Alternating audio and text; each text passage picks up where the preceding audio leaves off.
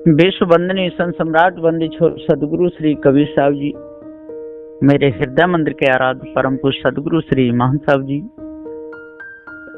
पूजा के योग सभी संत समाज, मैं चरण कमलों में सिर झुका के तेरे बार बंदी करता हूँ। बोलिए श्री सदगुरुदेव की जय। सदगुरु श्री कबीर साहब जी एक ऐसे महापुरुष थे, उन्होंने सभी प्रकार से अपने जीवन को निर्मल रखा। विषय विकारों से, भ्रम भूल कल्पना से और मोह मता आसक्ति से सदगुरुदेव बचे रहे। और मायावी गुरुबा लोगों का जो जाल है, विकट जाल, इसको भी सदगुरुदेव जी अलग कर दिए। सारे संसार में लोग भ्रम भूल कल्पना में डूबे हुए और सारे संसार में लोग विषय वासना में भी डूबे हुए। जो है ही नहीं उसका उदाहरण देते और जो है उसको दबाते हैं। ऐसा लोगों के अंदर भ्रम खड़ा हो गया है। आकाश कोई वस्तु नहीं, इसको वस्तु बताते हैं। क्या कहते हैं, जिस प्रकार से आग लगती है उसमें जो भी वस्तु गिरती है वो गर्म हो जाती है, लेकिन आकाश गर्म नहीं होता है। आकाश में तपन नहीं लगती। अरे कोई वस्तु हो तो आकाश में तपन लगे, लेकिन नहीं। ठीक इसी प्रकार से सदगुरुदेव जी कहते हैं, ये तो इनका भ्रम खड़ा हुआ। इसी प्रकार से ये व्यापक बात मानते हैं। ऐसी कोई जगह नहीं वहां आकाश ना हो,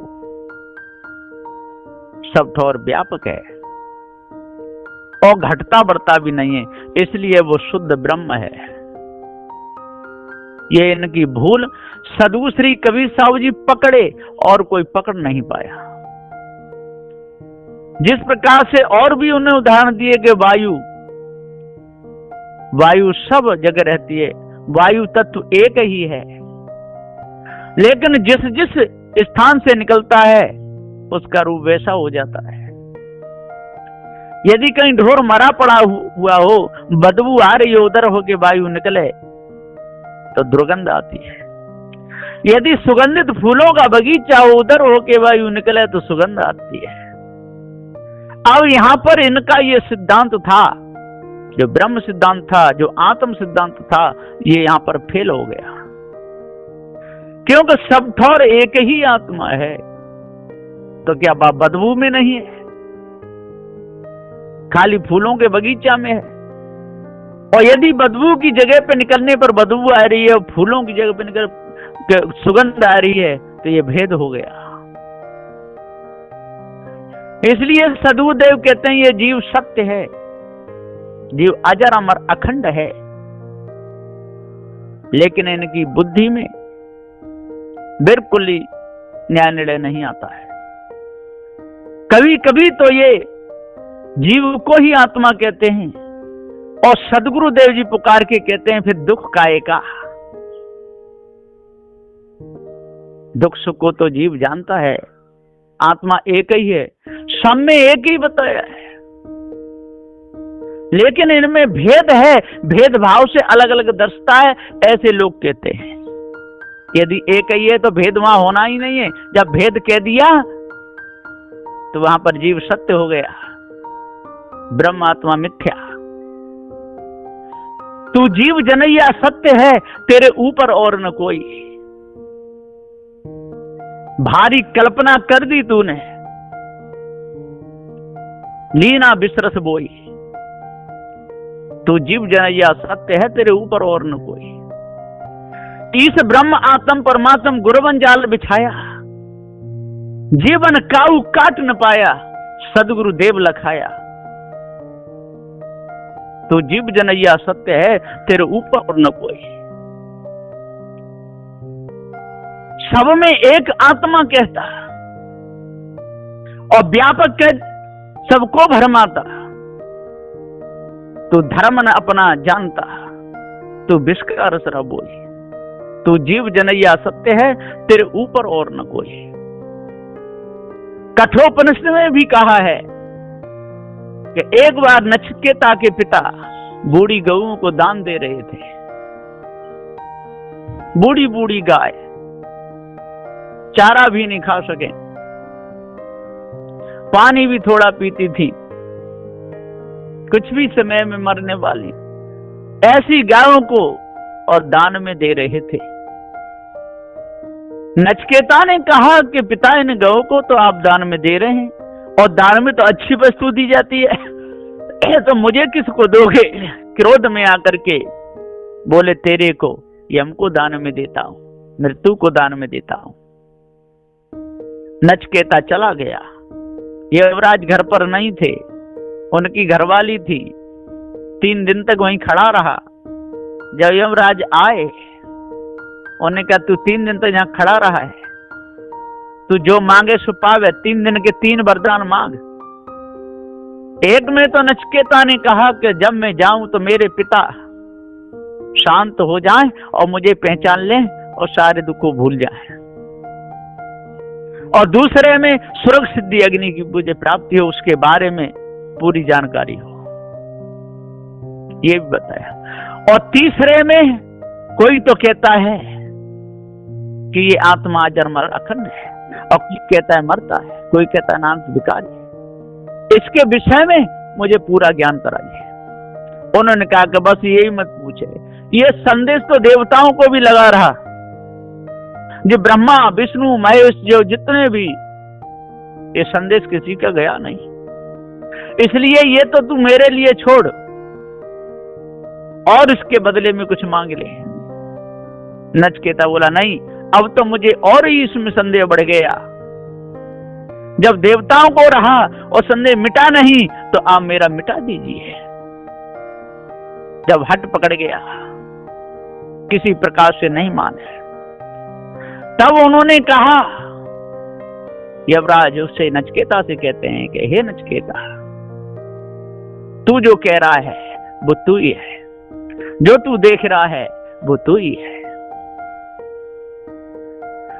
और तेरे से भिन्न और कुछ भी है नहीं, कुछ भी नहीं है, तू अद्वैत है, तू ही सब में है, एक तू ही सब में है। सदगुरु श्री कबीर साहब के निर्णय के अनुसार ये निर्णय उनका भंग हो गया। एक ही सब में नहीं हो सकता है। वायु एक सब में हो सकती है क्योंकि वो जड़ है, पृथ्वी सब में हो सकती है क्योंकि वो जड़ है,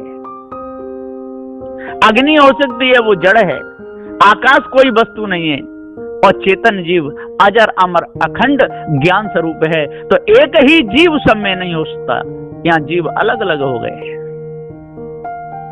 उनका स्वरूप अलग अलग है, सब अपने अपने कर्मों का फल भोग रहे हैं।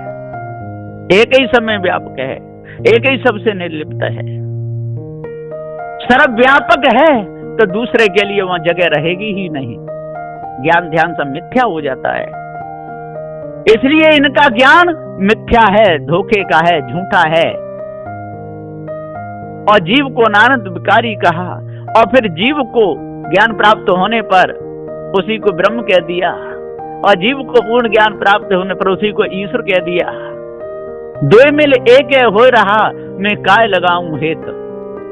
किसी भी प्रकार से जब इनका ज्ञान सत्य नहीं ठहरा, सब तरफ से उड़ता गया, बुद्धि नहीं पहुंची, तो इन्हें सबको एक ही कह दिया, जीव ब्रह्मात्मा को एक ही कह दिया। सदगुरु श्री कबीर साहब या न्याय निर्णय के अनुसार कहते हैं कि ये जनैया चेतन जीव सत्य है, इसमें जो भी उपाधि लगाई जाएगी वहीं पर आपका ज्ञान कट जाएगा।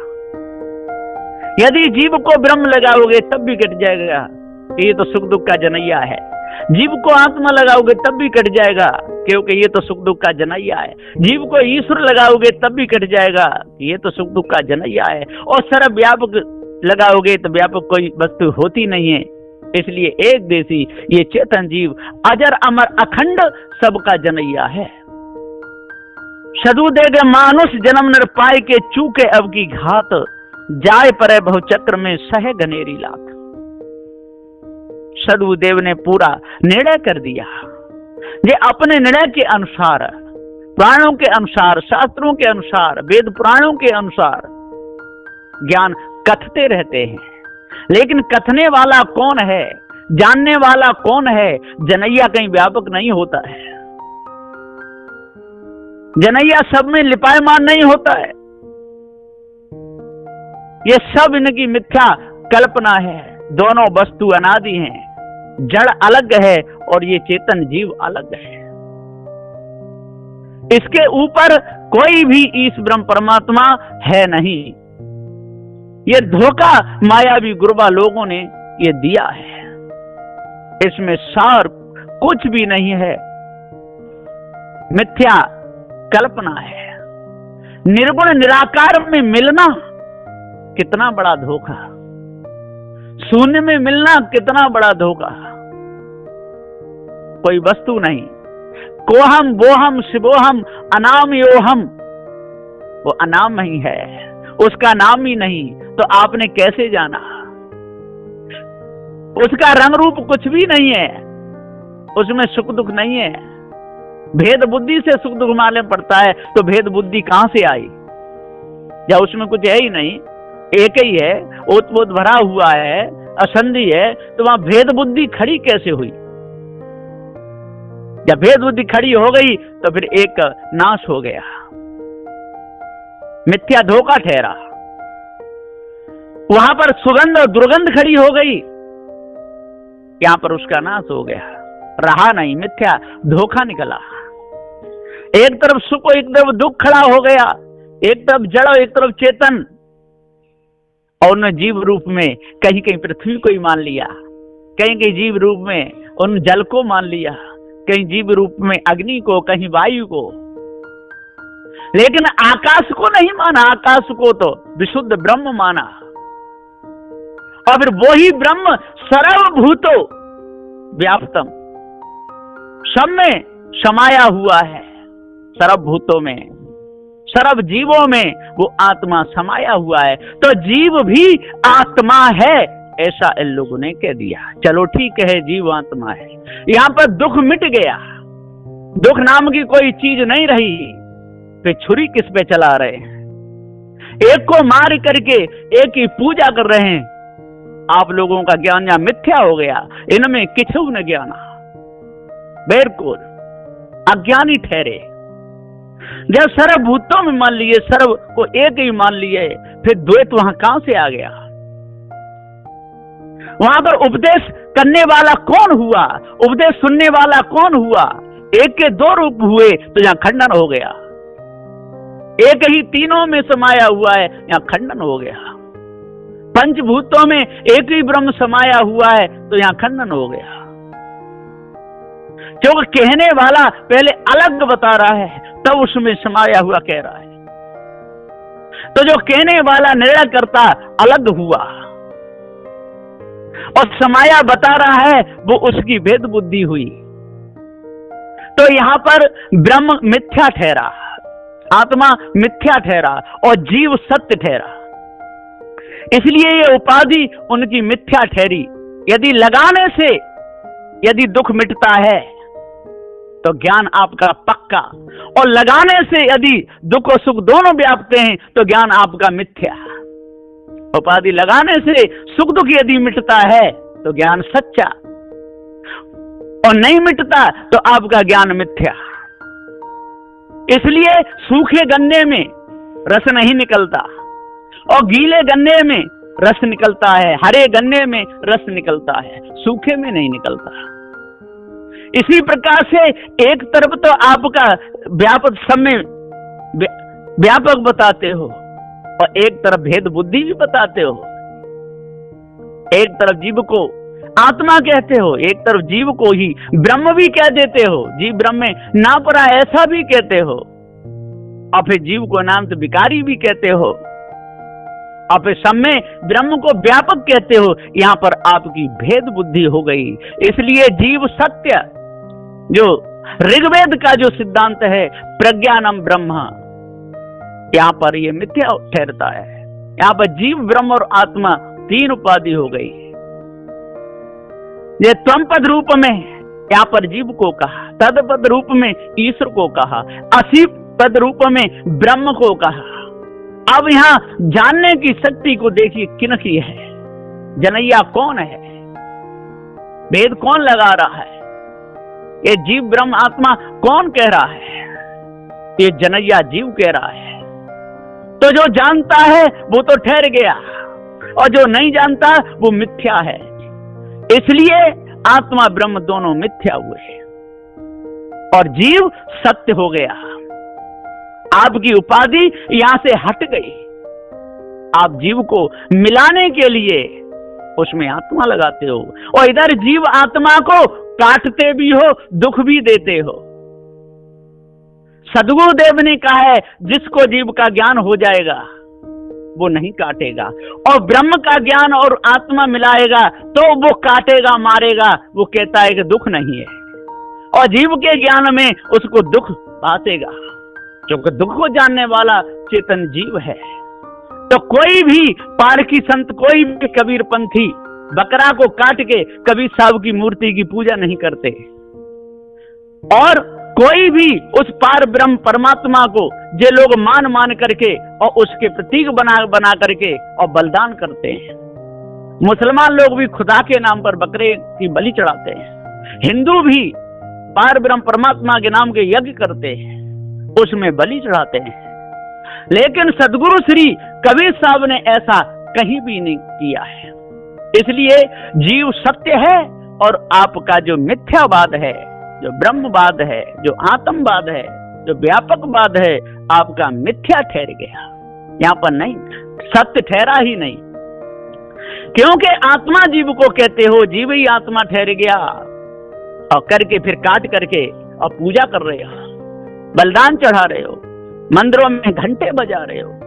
आपका ये ज्ञान यहाँ मिथ्या हो गया। इसलिए मानुष जन्म नर पाए के चूके अब की घात। यदि मनुष्य जन्म में आकर के यदि तू अपने स्वरूप को नहीं जान पाया और इसी मायावी गुरबा लोगों के जाल में उलझा रहा, तो जाए पर भव चक्र में सहे घनेरी लात सहनी पड़ेगी। क्योंकि सर्व भूतों में, सर्व जीवों में आत्मा व्यापक है। सदगुरुदेव जी पुकार के समझाते हुए कहते हैं, व्यापक है तो अलिप्त कैसे हुआ, और अलिप्त है तो व्यापक कैसे हुआ, है ना। सबसे परे है तो सबका जनैया कैसे हुआ, और सबका जनैया सब में समाया हुआ है तो वो अलग कैसे हो गया। सदगुरुदेव कहते हैं सब अलग अलग हैं, पृथ्वी अलग है, जल अलग है, वायु अलग है, अग्नि अलग है, आकाश कोई वस्तु नहीं है, चेतन जीव वस्तु ज्ञान स्वरूप है, ये सबका जनैया है। तो सर्व जनैया सरम मनैया रयो भूल में सोए, तो मानव प्राणी तुझसे अधिक न कोई। हे मनुष्य, तेरे से अधिक कोई नहीं है। तू इस मनुष्य जन्म में ही इस भास को मिटा सकता है। इस भास, अध्यास, अनुमान, कल्पनाओं को तू अलग कर सकता है। आज इसका मंडन हो जाए और कल इसका खंडन हो जाए तो वो कोई वस्तु नहीं ठहरती, और आज इसका मंडन हो गया और कल उसका खंडन नहीं होता है और कभी नहीं होता है, वो वस्तु ठहरती है। तो सदगुरुदेव जी पुकार के समझाते हुए कहते हैं कि जब तक हमको निस्वरूप का पूरा ज्ञान नहीं होगा, और तब तक आज खंडन और कल मंडन होता ही रहेगा। ये लोग कभी कभी तो उसको कहते हैं कि है ही नहीं, और कभी कहते हैं कि है। जो कभी है और कभी नहीं है, कभी है कभी नहीं है, उसमें इनकी संशय है। कभी तो कहते हैं जीव ही ब्रह्म है, कभी कहते हैं जीव ही आत्मा है, और कभी कहते हैं नहीं नहीं, जीव अलग है, आत्मा अलग है, सब में समाया हुआ है, सबसे अलग है ना। जीव ब्रह्म में ना पड़ा, और कभी कहते नहीं जीव ईश्वर का अंश है। ये दुगलियाई बात है। इसलिए सदगुरुदेव जी कहते हैं कि जीव अजर अमर अखंड नित्य स्वयं स्वरूप है, इसके ऊपर कोई ईश्वर परमात्मा नहीं है। अब मैं अपनी वाणी को यही विराम देता हूँ। बोलिए श्री सदगुरुदेव की।